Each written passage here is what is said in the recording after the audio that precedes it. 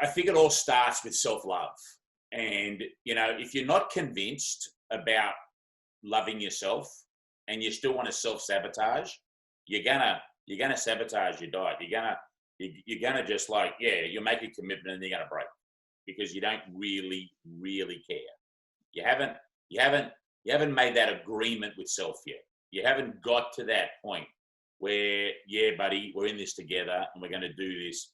And if it takes putting the little sticky notes on the mirror to have that positive conversation, if it takes, you know, I quite often tell people do a video to themselves in their phone, like actually do a video to themselves about why they want to change, and then watch it later, like watch it 3 days later when you want to go and have the cake, watch it before having it and just see yourself and hear yourself talking to yourself.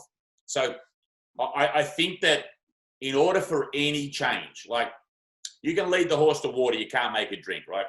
It all has to come within. So I just talk to people more about getting those two foundations of truly forgiving oneself, learning to love oneself, and getting to understand this appreciation of plants. And I start people off generally by saying, hey, you know what? Have one juice a day. Just have one fresh green juice. Get some celery, some cucumber, some kale, some lemon, some apple, some ginger. Put it in a big glass like this and just make it 30 days. Start your day with the green juice. You be the judge how you feel at the end of that time. Give yourself a pat on the back for doing it. So it's more, you know, I think it's a good question. And also one thing I will say is that I look at the world quite binary, in case you didn't pick that up in this conversation, that if you go down to the local swimming pool, right, and what do you notice, Marcus, about people getting out of the pool when they get out of the pool? What do you notice about it? Every single person who gets out of a pool is wet. Wet.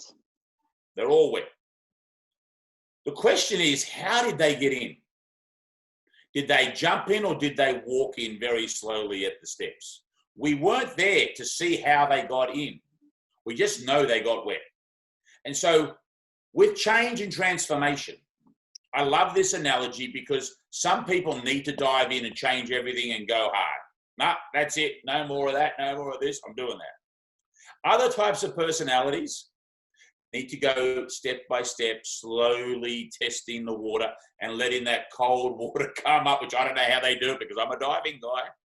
But we also, if the lady who asked this question is a coach, I think it's really important as a coach to listen and learn about who you're talking to. Are they a dive-in or a walk-in person? Because it's going to be a different approach for either personality type.